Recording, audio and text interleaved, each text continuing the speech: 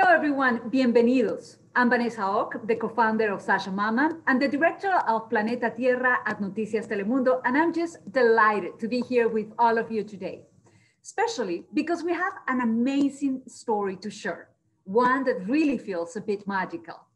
Today, we will go deep inside the ocean to see how our coral reefs are suffering from the impact of the climate crisis, and we will showcase how science and creativity are working together to save the coral reef. For today's conversation, we have two really wonderful guests. First, I would like to welcome Dr. Alastar Harbour. He is an ecologist primarily interested in coral reef and fish, with a particular focus on the impacts of environmental change on fish and conservation efforts around reef. Welcome, Dr. Alastar. Thank you for being with us. Thank you, good to be here.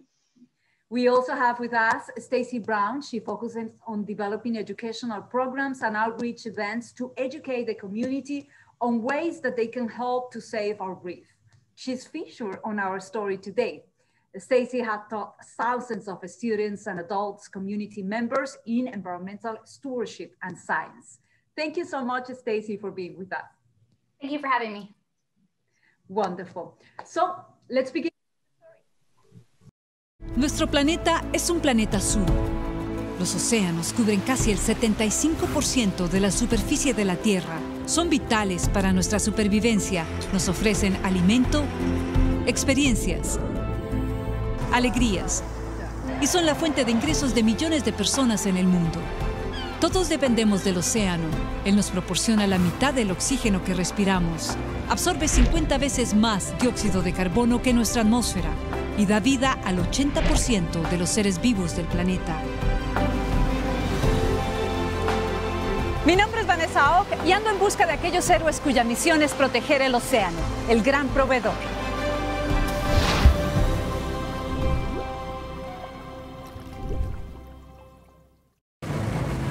Hoy vamos en busca de las sirenas, las criaturas mitológicas más fascinantes que han existido.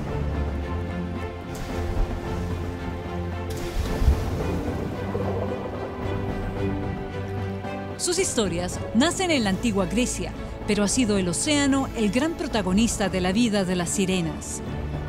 Y hoy, ellas vienen al rescate del océano.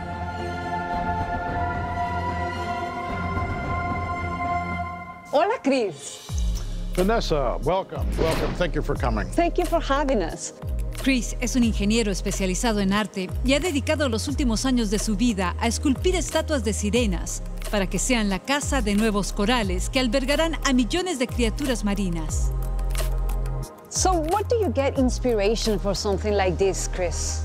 When I was just 13 years old, I got my first face mask and headed down to the Florida Keys, and I was overwhelmed at all of the marine life, all the biology is surrounding me. The beautiful corals, the seagrasses, the turtles. It was just magical time. Su trabajo es esencial, ya que los corales no se están adaptando al rápido aumento en las temperaturas en el océano. Las aguas calientes hacen que se blanqueen y mueran, y con ellos el 90% de la vida marina. How long would it take for a reef to grow here in this statue? Well, actually, once these are deployed, we can put corals on them within a week. We can create a coral reef within a couple of weeks, and then we monitor it, but in about a year's or 2 years' time, they start to merge together.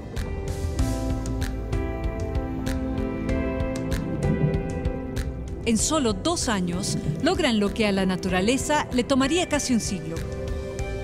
So we've developed a technique where those corals can be grown on these special plugs, which we call coral locks, that have a threaded adapter and be put into receivers on the natural modules that we put out there. And in the matter of that same 20 minutes, that same scientist can now put in 100 corals. Wow. Y es que cuidarlos es esencial.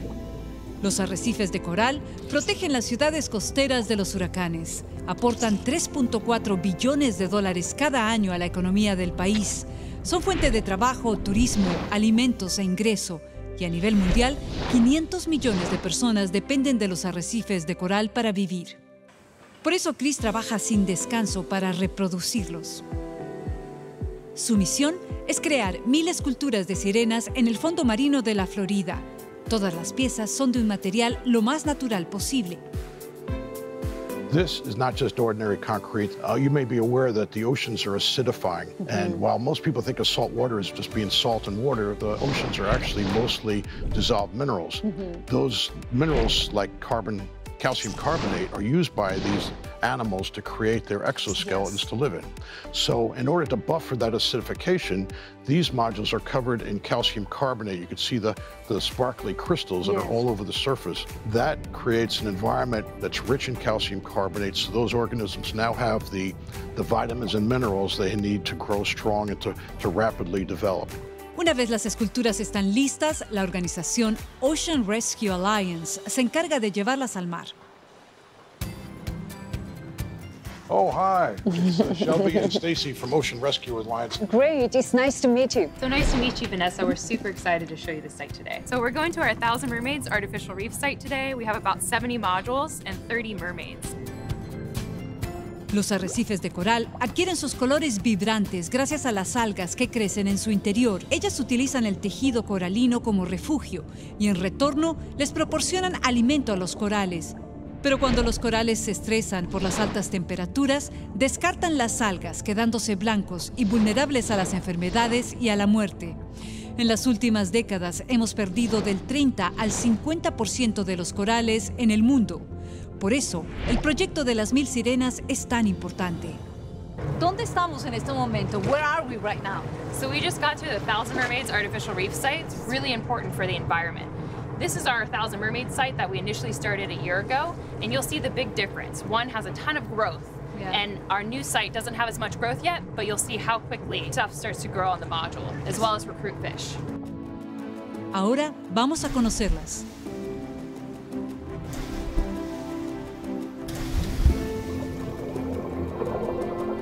Ya bajo el agua encontramos las primeras esculturas. Las sirenas, que habían sido artísticamente esculpidas, desaparecen a la vista. Están llenas de algas, corales y pequeños peces. Stacy y Shelby aseguran que esta era la meta: crear una base para que nuestros corales se reproduzcan y crezcan. And our mission is to save the ocean one reef at a time. We really focus on creating artificial reefs that provide habitat for fish, but also create a unique dive site incorporating art that helps promote ecotourism. Poco a poco, la vida marina resurge, se regenera de una forma impresionante. Los corales crecen y vibran llenos de color. Peces de todos los tamaños encuentran refugio aquí y las sirenas se convierten en su hogar, en el océano, el gran proveedor.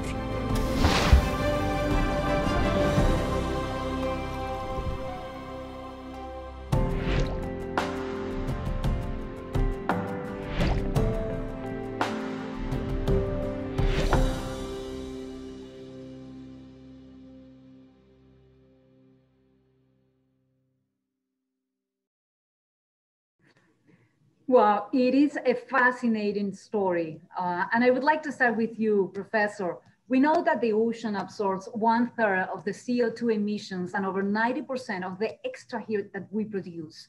But how is this affecting our oceans, and what is the impact on the fish? So obviously, as you say, oceans are really important in terms of maintaining the balance on the planet, and water covers 70% of the planet. So it's a huge area that's absorbing heat and carbon dioxide potentially. The problem is, of course, we are generating too much carbon dioxide at the moment, and oceans are heating up at a faster rate than they normally do. And the problem really for coral reefs is that corals are this delicate balance between the coral polyp, which you can think of as a little upside down jellyfish, and then it has these algae within its tissues that photosynthesize and provide it with a good proportion of its energy. And when the water becomes too hot, unfortunately that relationship breaks down, and as you talked about in the video, the corals bleach, they expel those algae within its tissues, and therefore the coral can potentially recover, but often if the temperatures stay too high for too long, then those corals die. And the problem for fish is that it's the corals that build the structure. You saw there how you were talking about laying down that limestone skeleton, and that's what builds the reef, and that's what provides fish with a home and structure and places to live. So if you lose the corals, you can lose those structures, the reef begins to erode instead of grow, and you lose the habitat for the fish and the urchins and invertebrates and all the other things that live as part of the food web. So that's the real problem with temperature. And of course, as we lose that structure, we also lose the things that humans gain from reefs. So storm protection, tourism and seeing nice, healthy reefs, fishing, all of these things that we are so valuable from our reef resources, particularly here in South Florida, as it underpins the tourism economy. Yeah, it's unbelievable how important reefs are. Actually, the Florida Reef Tract stretches from the tip of the Florida Keys up to the Atlantic coast to Martin County. It's the largest reef in North America and the third largest in the world. Stacy, you are a diver and also a coral reef lover. Have you seen the impacts of climate change in the coral reefs and in the fish in Florida? Yes, here in South Florida, I've been living for my whole life. I'm a native Floridian, and unfortunately, I have seen the detrimental effects of all these different stressors on our coral reefs. My sons just got scuba certified last summer, so I'm very interested and engaged in making sure that we're doing things now to help to protect and restore our reefs, so that my children can hopefully see the reefs more so like they were when I was younger, when I was 16, when I first started diving. Well, in fact, coral reef in Florida have significantly declined over the past 40 years. In 1970s, 50% of the seafloor in some areas was covered with corals, compared to less than 6% today. So it's really something to worry about. Professor, are you worried? And what is the impact for the oceans to lose the coral reef? Yes, I think all marine scientists are worried about their ecosystems, and that's certainly true for coral reef biologists. And some days you wake up and you wonder what the future is, and then of course you just get going and try and do something about it. So there are, I think part of the problem, particularly for a highly populated area like South Florida, there's just so many stresses to our reefs. There's the coral bleaching from climate change we've just talked about with the acidification. There's overfishing and overexploitation of some of our fish stocks. There's also, many of your viewers might know, there's a big disease event that's going through and killing a number of corals in South Florida and is spreading around the rest of the Caribbean as well.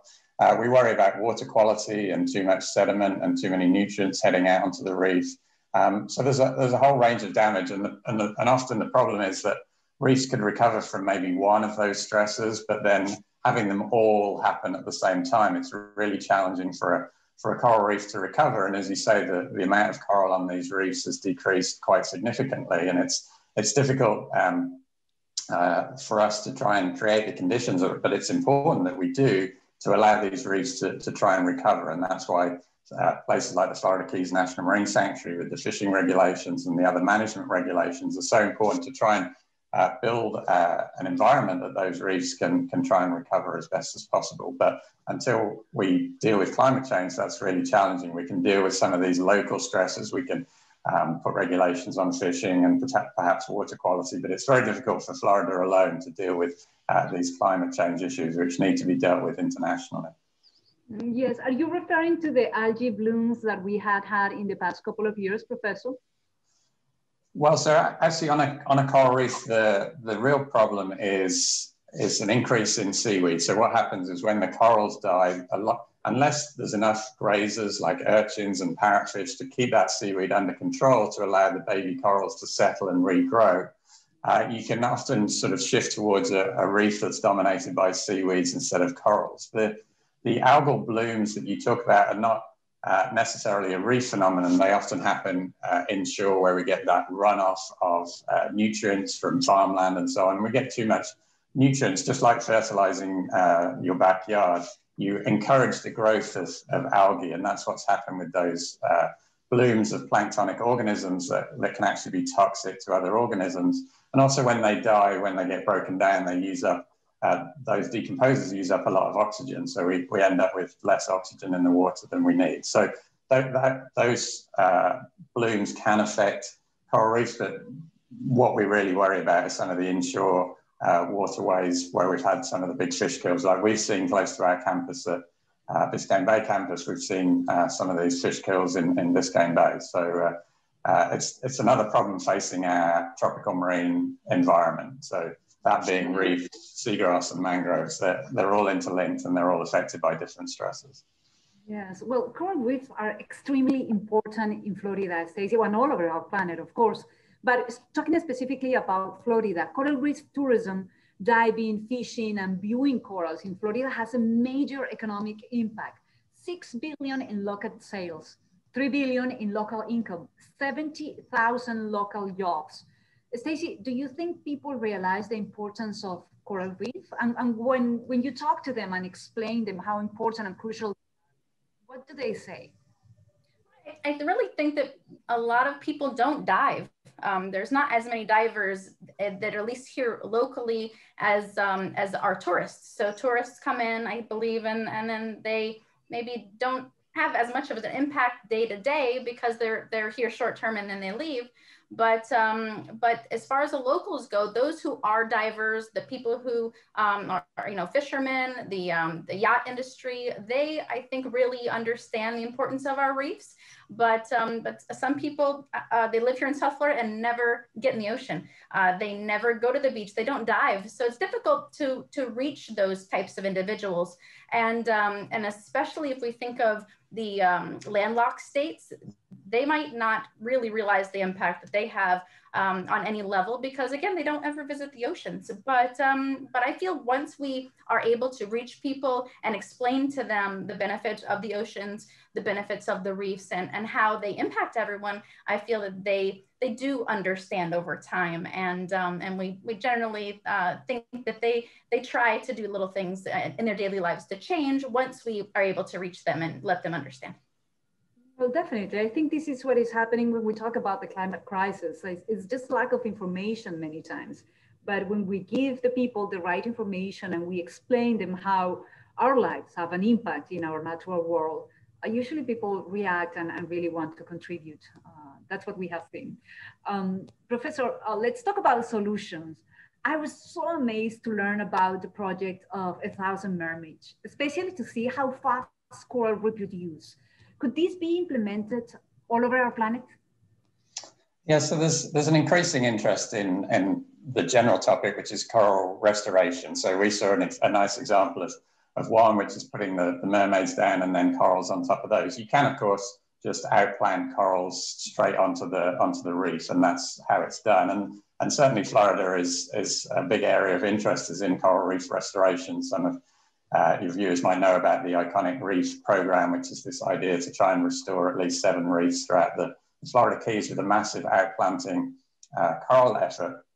Of course, the problem is that even with a lot of money and a lot of people, we can only get to certain reefs. And so inevitably, some of these restoration efforts are relatively small scale, although, of course, they can have a big effect on those reefs. So while it's one tool in our toolbox, we also think about how do we allow nature to recover these reefs? How do we provide the right environment for these reefs to recover? Because we can't restore the entire Florida Reef tract or the Great Barrier Reef or the Belizean Barrier Reef. We have to create the right conditions for that to happen naturally. And at the same time, of course, the reason we're restoring them is because those corals have died because of some reason. So we have to address those causes. Otherwise, we can potentially outplant some corals, which then die of the same thing, and we're back to where we started. So it's one of the tools in our toolbox to try and help reefs recover and bring back those services that are so important to us. Definitely. I mean, of course, you just said the nail on the head. Even though this is a very creative solution, we really need to address the causes of coral bleaching, right? What we could do, Professor? Well, the short answer, as people know, is we have to transition to a low carbon economy. We have to switch away from burning fossil fuels and to renewable sources of power. So, ultimately, we there are lots of engineering solutions that people are thinking about and carbon capture, and those will help. But if we keep putting carbon dioxide into the atmosphere, it's going to be very difficult to deal with that issue. So transitioning to low carbon technology is going to be the best, of course, is really the only way to deal with the climate change issue. Definitely, that is the first thing that we need to do. Stacy, as Floridians, we treasure, love the ocean. How can we be part of the solution? What can we do today, each one of us? So we have a program called Coral Rangers. We also teach the Bleach Watch program to our volunteers, and that program is very beneficial. For one, it lets people understand, again, even if they don't ever dive in the ocean, what is happening to our reefs, the different bleaching events that have happened over time, and then of course stony coral disease as well. And then with that, they can then choose to go diving. Once they dive, we hope obviously that reinforces their love for the ocean. And then also they can help submit reports. So if they happen to see things that are happening locally, whenever they're out diving, whether it be anchor damage or fishing lines that are there, or if there actually are disease events that are happening, they can report those, and then individuals within the different organizations that respond to these events can actually go out and help in each scenario. So just being able to do that is a big impact. And then of course we like for people to be informed about the things like trying to use reef safe sunscreen, things like reducing the plastics that you use are beneficial. And then from a home perspective, trying to ensure that the pesticides that you're using and also the fertilizers that you're using in your garden or on your lawn are not in extreme amounts, so that they don't leach into our waterways, because those over time end up out in the ocean as well. So those are all little things that people can do in their daily lives. And, you know, first and foremost, be knowledgeable of what's happening, and just obviously do what you can to love the planet. Well, Stacy, those are good practical solutions. Thank you so much. Professor, would you like to add any advice? Yeah, I think those are all things that we can do. We can try and minimize our own impact. I mean, I think the other thing I would add is if you think it's an important issue in South Florida, which I hope you do, and can become educated about that, is asking your elected officials what their opinions are, and if it's important enough to you, casting your vote accordingly. So I think, you know, that's where these policies and these changes can really happen by changing on a state or a federal level. And so looking at where your different officials stand on that might be something to consider, and petition them to maybe increase their support of conservation measures in South Florida. Absolutely. I mean, it's very, very important to know that we have the power to create change and to create that change that we want. So we can take it in our own hands and move forward and really be part of the solution. I want to thank you so much for being with us. Thank you so much, Professor, for the great job that you do. And thank you, Stacy, for helping us and for being part of our story. And thank you for your time and dedication to this amazing cause. Thank you. Thank you. It is so important that we recognize that the ocean is a living organism that provides critical resources for all of us. Today, we want to invite you to commit to our oceans, to make an oath, to make a commitment to protect it. The solutions are on the table, and we need your support to preserve our oceans, the great provider. We believe we can make it together. So we want to invite you to go to www.oceanthegreatprovider.org and join us. Thank you, everyone. Tomorrow, we will see you again with another great ocean story. Please join us.